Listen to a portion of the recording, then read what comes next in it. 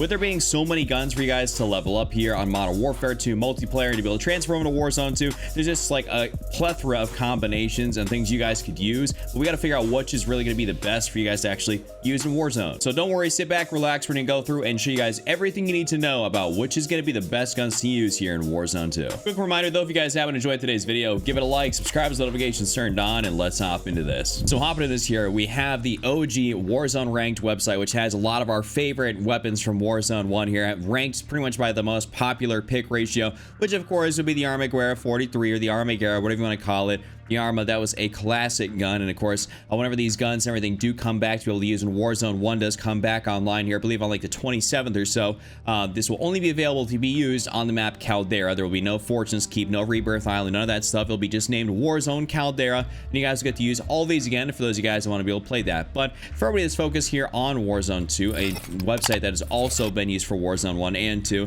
has now come out here, and they've updated a whole bunch of stuff to kind of give us some meta breakdowns. Made this a little bit larger so you guys can be able to see this a bit easier, but pretty much here we have some like absolute meta here in Warzone 2.0 with the TAC 56 assault rifle, the RPK, the Fennec 45, and the SP-X 80 sniper rifle. I'll just throw this down here for you guys to be able to see, but this is actually a really cool way for you guys to be able to get some cool loadouts and some builds here, is that through this. So I mean, we can see that, I mean, this is actually a gun that I personally need to go level up still here, is the SPX-80, but you can see they give you the whole breakdown here of what is and, you know, is not good to use, and all the different tuning and everything for it, because of course in order to be able to tune stuff you do have to be max level. I know that kind of gets people, and some of them don't really understand that, but apart from that, you guys can be able to see that the meta here in Warzone 2 is relatively pretty open between having, you know, a couple of assault rifles, an LMG, an SMG. The Fennec is just unbelievably good in multiplayer, just absolutely deletes. The Lockman 5.56, one of those guns in multiplayer that we kind of like, kind of good. Of course, we have a Sniper Sport TAC 56, the Victus XMR,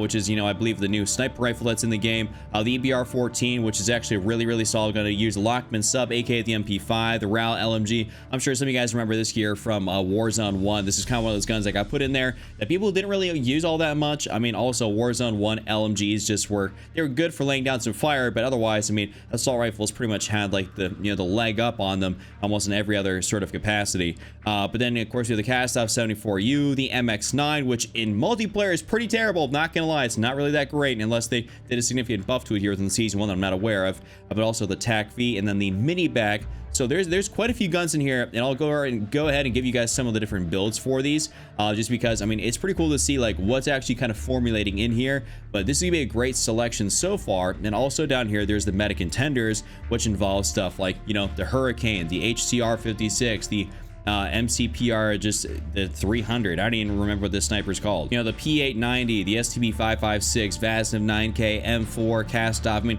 there's just so many good things down here, and there's also even a category for very good. So as you guys can be able to see by the way you build these things, can make it so that, I mean, you have a very large selection. But of course, we're gonna give you some of the different ones up here that you can hopefully just absolutely dominate Warzone 2 with. All right, let's hop in here and give you guys a few different setups on some of these super meta guns I believe a lot of you guys are gonna have unlocked.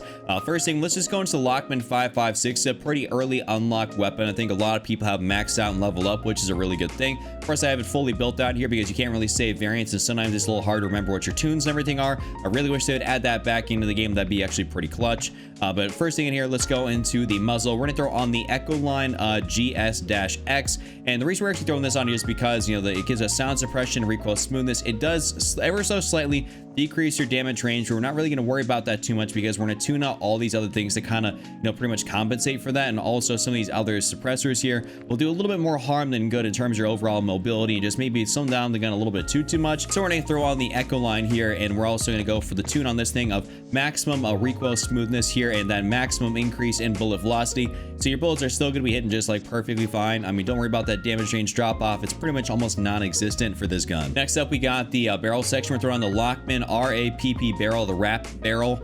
This is going to give us that increase in bullet velocity, damage range, recoil control, and hipfire accuracy. This is just a really solid barrel here. This is going to make this gun like super effective at those medium to longer-ish ranges. We lost a little bit of that damage range like you saw with that initial suppressor, but this is going to more so than make up for that. So don't worry about anything. But the tune for this thing here in specific is going to be maximum recoil steadiness and that maximum increase in damage range. So we're even getting more damage range than we would have just by increasing, or just by like throwing this barrel on anyways. Next up, we got the VX Pineapple, which in the game right now is kind of largely looked at as one of the best silencers to run on any of your guns, and that's just because, I mean, you know, it's just got incredible vertical and horizontal recoil control properties.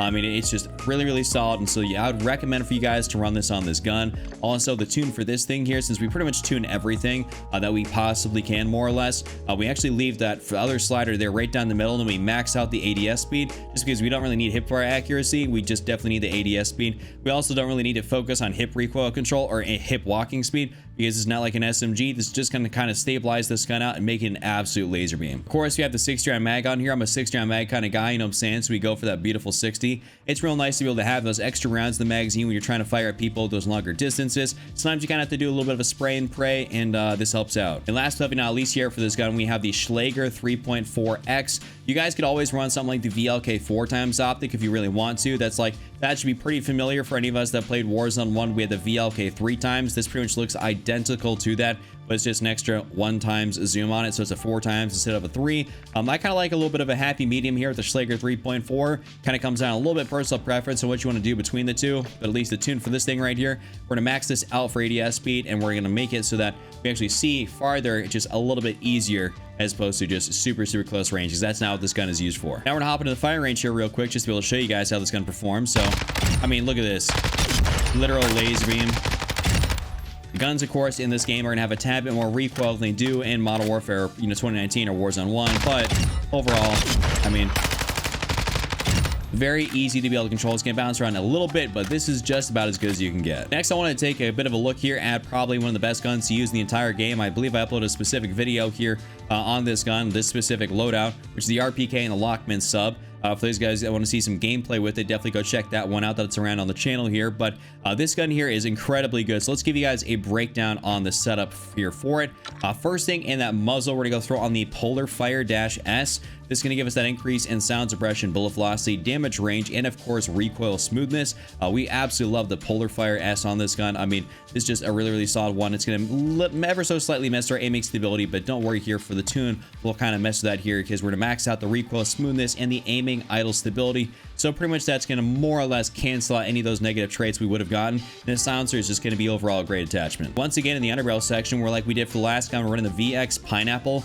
This is going to give us hip fire accuracy, hip recoil control, recoil steadiness, and aim walking steadiness. We don't necessarily need the hip fire accuracy or the hip recoil control, but overall speaking, like I said, this is the kind of more or less the best attachment here for helping us out with that overall recoil control. So we definitely are going to go ahead and tune this here just a little bit for that ADS speed. Otherwise, we're pretty much going to leave everything else the same. Now, the rear grip section here, what we're doing is we're going to use the Demo X2 grip. This is going to give us that increase in recoil control. Definitely need that on this gun, just because, like I said, a lot of the guns in this game tend to kick around a little bit more so than they really should, or that we have been used to. So we definitely got to be able to control that recoil.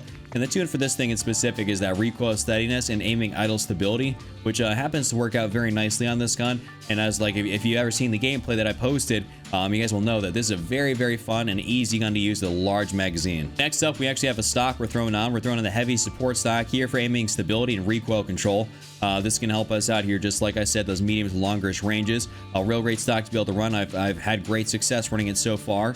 And then in the tune, I happen to have this maxed out for ADS speed and aiming idle stability. We don't really need aim walking steadiness too much, but we definitely need aiming idle stability. Anything with like recoil steadiness or aiming idle stability is a pretty big thing here in this game in terms of like if your gun's gonna bounce around too much. So we try to tune for those specific traits, specifically when we're trying to go for like a longer range, you know, AR, you know, LMG, something like that. But next up here for our optic is going to be the VLK 4x. I have ran the Schlager 3.4 on this thing, but I mean, ultimately 3.4 4x, it's gonna be a little bit up to you guys, but you're gonna be using this at medium to long range, so maybe having an extra bit of zoom won't be all that bad.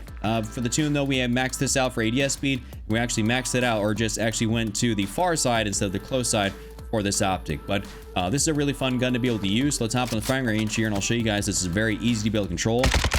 I mean, super easy, not to be able to use. I mean, incredibly hard hitting. You guys can down people at close, medium, and long range. So, gotta love that. Gotta try it out. RPK, probably one of the best guns in the game right now. And for our last gun here for today, I want to be able to show you guys one that I don't think people are talking about. That's the MX9, because it's not really used in multiplayer too much, because it's probably the least good version out of all the the STB 556, like that general like category, the AUG, more or less what people refer to it as, that AUG category. It's kind of like the worst version of it, but in Warzone it's actually really solid. So let's show you guys a build here for this thing. So first thing in here though, we're gonna go straight over to the muzzle. We're gonna use the X10RR-40. This is going to give us that sound suppression, bullet velocity, damage range, and recoil smoothness. All real great stuff here to run on your gun. Just this is going to be more or less like a sniper support, not like super close range. Just kind of keep that in mind. So we have some attachments that aren't going to be as mobile, as agile, but it's going to be because we're trying to bridge the gap between an AR and an SMG. Kind of have that little bit of that hybrid. In the tune though, we're gonna go for that increase in ADS speed and bullet velocity. Like I said, this can be more or less kind of like a hybrid, so we're not necessarily trying to max this thing out for overall speed. After that though, we're gonna go straight up in here to the barrel. Sometimes it kind of messes with it, but we're gonna go throw on the 16.5 Bruin S901. This is gonna give us that damage range, hip fire accuracy, movement speed, and bullet velocity. Real good stuff here. I mean, it's just a solid barrel. I wasn't expecting something that was going to do all these different traits. It's going to negatively impact some of our overall like other things like ADS speed and recoil control, but this gun's going to be like very easy to be able to use, and I'll show you guys in the firing range on this thing. Pretty simple. But recoil setting, we max that out because we're going to lose a little bit of that, and we also max out the damage range just because, like I said, we're trying to make this a bit of a hybrid. Now, something we haven't been doing a lot of here on these builds is running an ammunition type on our guns, but we're actually running the 9mm sub AP rounds. Pretty much what these things are, it says a tungsten core round that increases bullet penetration, dealing higher damage when passing through cover, slight increase to vehicle damage, and subsonic rounds hide enemy death markers. So that can come in pretty clutch here in Warzone 2, but it gives you an increase in bullet penetration and vehicle damage. So these are actually pretty damn good, and I'd recommend for you guys to at least try these things out. I mean, it's going to do a little bit extra damage, which you definitely can't complain about. Also on this gun, we're going to throw on the 32 round mag. You can't tune this in any capacity, but overall, the 32 round mag just works out pretty nice for this gun. I'd prefer it to be maybe like a 40, a 45, but I can't complain too much. And lastly on this gun here, we're going to throw on a rear grip, and that's going to be the Bruin G305 grip wrap. Kind of a little tongue twister right there, but this helps us out with that flinch resistance. Pretty much, when we're in gunfights and people are shooting at us, it helps us keep on target a little bit more. But I'm not exactly sure how effective that could possibly be, considering sometimes you feel like in Warzone you just get insta downed, and I think that's due to some of the latency and everything in the game. There's a lot of server issues right now with Warzone 2. I'm not gonna lie, it's been kind of frustrating to play, but overall this is a really great thing for you guys to run. So let's actually hop in here to the firing range and show you guys how this actually does perform. So I mean, look at that. Super easy to be able to use, and even at long range, we can try a little bit of a long range here. Not sure how it's going to go, but it's not that easy to be able to hit a long range. Also, partially because the iron sights. So like I said, this is truly just like a sniper support at closer to medium range, and that's pretty much what this is good for. So that is indeed going to be that. Hope you guys enjoyed today's meta video. We just kind of went through, talked about like what are the good guns to be able to use, gave you guys a few setups for them in hopes that you can hopefully dominate Warzone. That's obviously the goal. So if you guys want to see more videos like this, want to be stayed up to date with all the meta related stuff, make sure you give it a like, subscribe, notifications turned on, and I'll see you all later. Just remember to look out, don't be Randy, and I'm out. Peace.